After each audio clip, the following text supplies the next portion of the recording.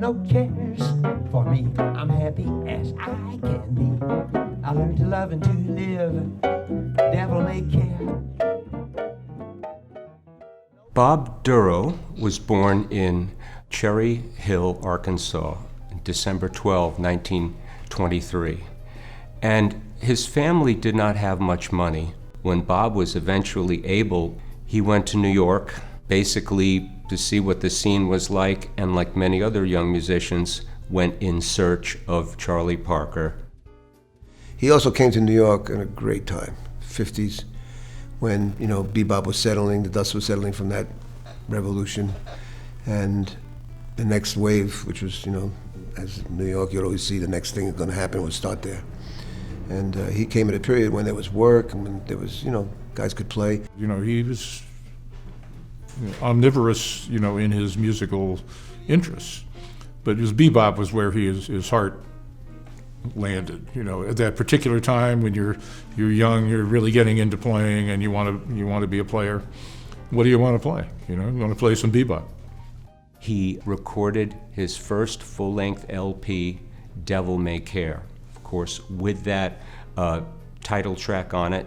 But also in there's another gem. It's Yardbird Suite. Yeah, well, he took Charlie Parker's tune and put lyrics to the whole thing.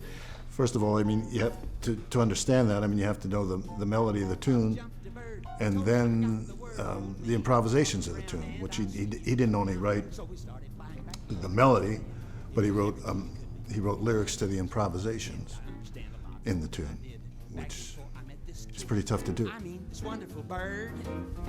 He was a triple threat because he had melody and harmony, and he had the words. I think Stu Sharp said one time, Bob is a great songwriter, he can really sing, and he plays a mess of piano. And that's a compliment. He met Miles, I think he met him in LA first, and they got to be friendly, and Miles liked him and liked his performing, and then later he called him up, and he said, "Hey Bob, I want you to write me a Christmas tune."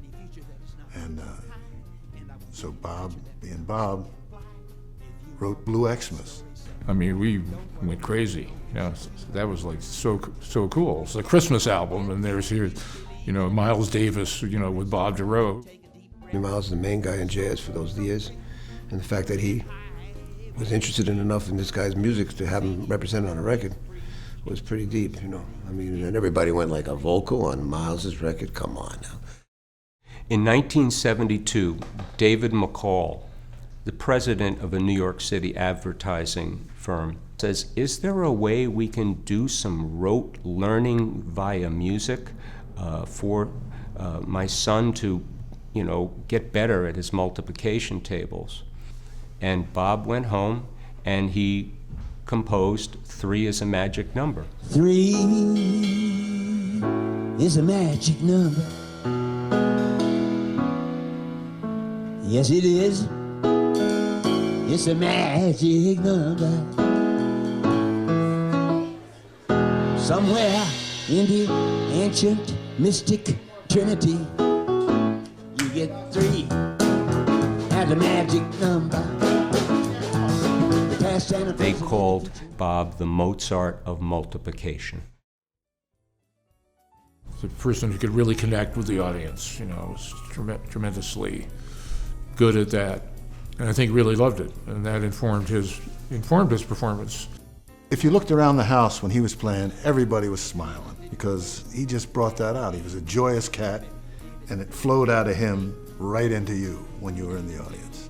He had a great time feel, which was very kind of upbeat, I don't know how to compare it to anybody, but it felt joyous, which time should be.